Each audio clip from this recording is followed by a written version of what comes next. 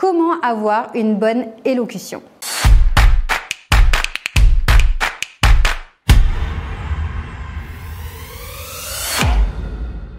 Dans cette vidéo, je vais vous donner mes meilleurs trucs pour avoir une excellente élocution.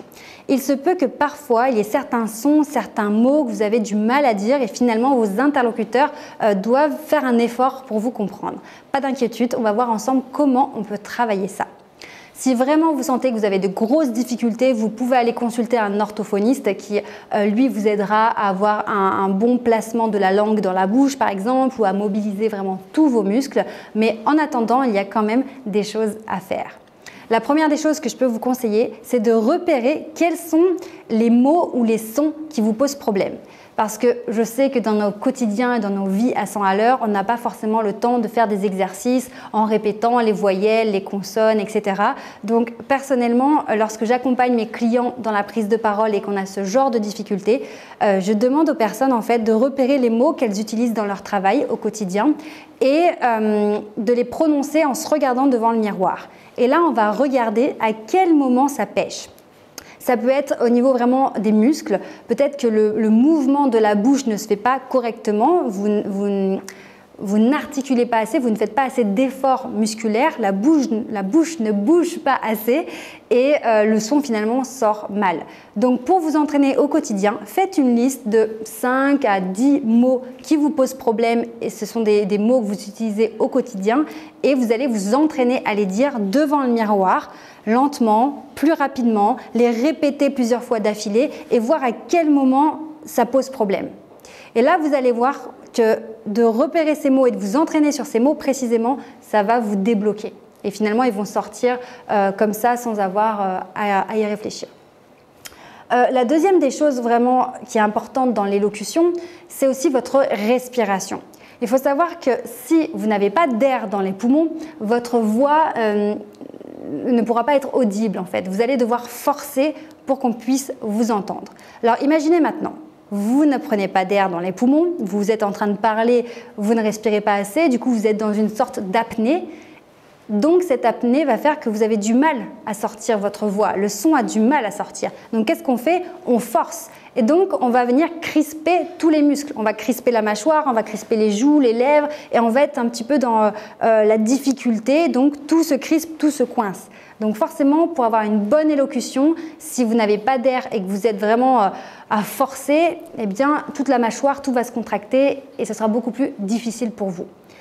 Si vous pensez à prendre de l'air et vous inspirez avant de commencer votre phrase, eh bien finalement tout devient fluide, confortable, souple et ce sera beaucoup plus facile pour vous d'articuler, de bouger la bouche parce qu'il y aura de l'air et que ce sera confortable. Donc pensez à respirer. Troisième conseil de cette vidéo pour votre élocution. Alors là, ça va être plutôt l'état d'esprit, mais c'est ce qui va guider tout le reste.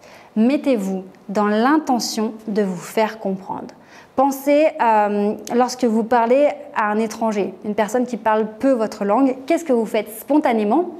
Vous articulez beaucoup mieux, vous faites un effort pour que la personne puisse lire sur vos lèvres, vous parlez moins vite et là vraiment c'est votre intention de vous faire comprendre qui fait que vous articulez.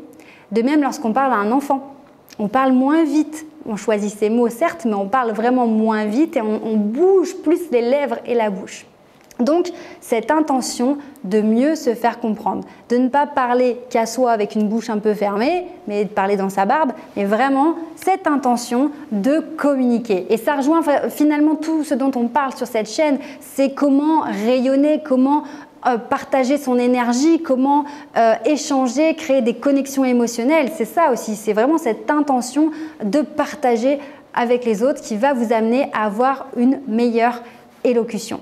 Donc vraiment, dites-vous que l'élocution, c'est pas on en a une bonne ou une mauvaise, c'est quelque chose qui se travaille finalement. Et comme tout le reste, à force de le travailler au quotidien, ça va devenir totalement intégré, naturel et voilà, ça va se faire vraiment de manière très, très facile finalement.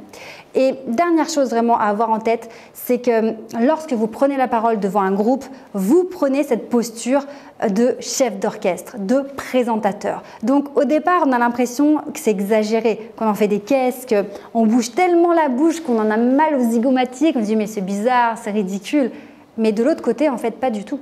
Lorsque la personne est à 10 mètres de vous, pour pouvoir voir vos lèvres qui bougent, ça vous demande vraiment un véritable effort. Donc, mettez-vous toujours dans cette posture de « je prends le leadership, c'est moi qui prends la parole, c'est moi que l'on regarde, c'est vraiment l'attention est sur moi, donc posture, énergie et donc élocution ». J'espère vraiment que ces conseils pourront vous aider. Si vous avez besoin d'aide, vous savez que je suis là pour vous accompagner, que ce soit sur votre prise de parole, sur votre charisme, l'impression que vous allez faire aux personnes que vous rencontrez, sur votre style vestimentaire, enfin tous ces paramètres qui me passionnent. Je vous dis à très bientôt, prenez soin de vous. Ciao!